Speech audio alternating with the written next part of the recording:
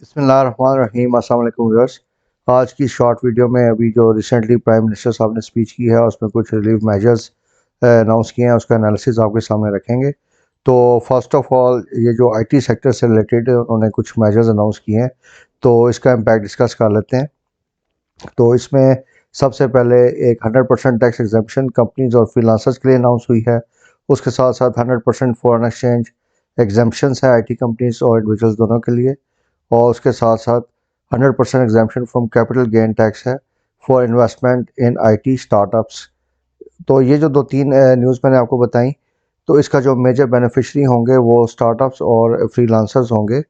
अब क्योंकि हमारी जो लिस्टेड कंपनीज हैं उनका वैसे ही जो ऑपरेशन है वो ज़्यादातर फॉरेन बेस्ड है, तो ये जो फॉरेन एक्सचेंज से मूवमेंट के रिलेटेड जो मेजर है इसका कोई ख़ास इम्पैक्ट इस आईटी सेक्टर रिलेटेड कंपनीज पे नहीं आएगा।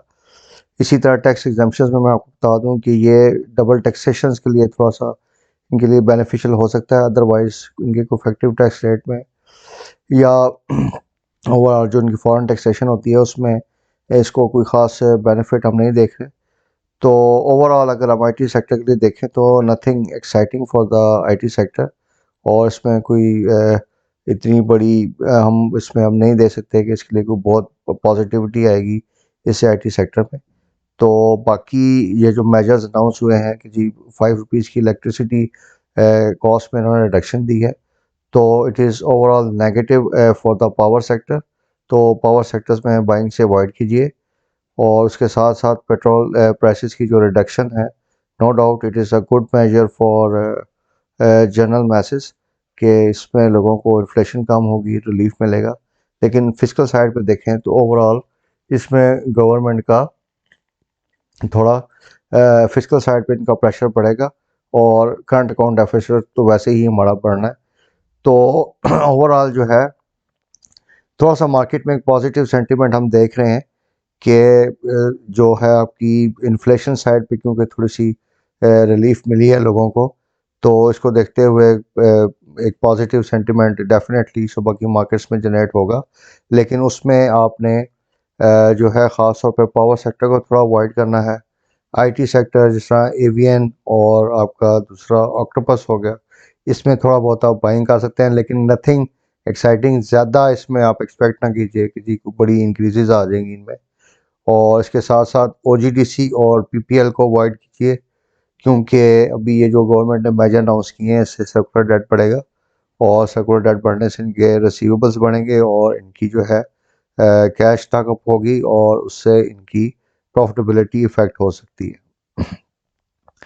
तो in general is these are the good relief measures for, और सारे तकरीबन मैसेज के लिए बेनिफिट के लिए बहुत अच्छे मेजर्स हैं। तो मार्केट में नो डाउट सुबह एक हम पॉजिटिव इम्पैक्ट दे सकते हैं इसका, लेकिन ये इतना कुछ एक शॉर्ट टर्म मेजर साबित हो सकता है। तो वी रिकमेंड कि आप सेल ऑन स्ट्रेंथ की स्ट्रेटजी रखिए, और अच्छे लेवल्स पे जैसे मार्केट में अगर आपको सुबह फर्दर पॉजिटिव लेवल्स मिलते हैं तो उसमें आप अच्छे शेयर जो आपने भी जो सुबह बाय करेंगे या कुछ रखे हुए हैं पहले से, तो जो आपके उसमें मतलब आप प्रॉफिट टेकिंग करना चाहें, तो वो 500 600 700 पॉइंट्स की इंक्रीज पे आप जाके तो अपनी प्रॉफिट टेकिंग को स्टार्ट कर सकते हैं। तो thank you very much viewers for the time. आज की वीडियो हमने बड़ी शॉर्ट वीडियो की, ताकि ये जो भी रिसेंट अनाउंसमेंट्स आई हैं इसमें मैं बस काफ़ी क्यूरीज आ रही थी, तो मैंने मुनासिब समझा के आप लोगों को इसके बारे में ज़रा ब्रीफ कर दूँ। इसके साथ साथ हमने अपनी जो लास्ट वीकली रिव्यू था उससे पहले की वीडियोस में आपको सेंसिटाइज किया था टीपीएल पी के शेयर्स के बारे में। तो उसमें आज टीपीएलपी ने देखें कि 30% बोनस अनाउंस किया।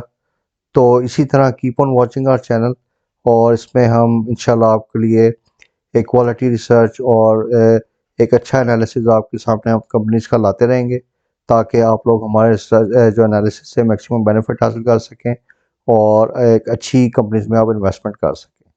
तो thank you very much viewers for your time. अल्लाह हाफिज़।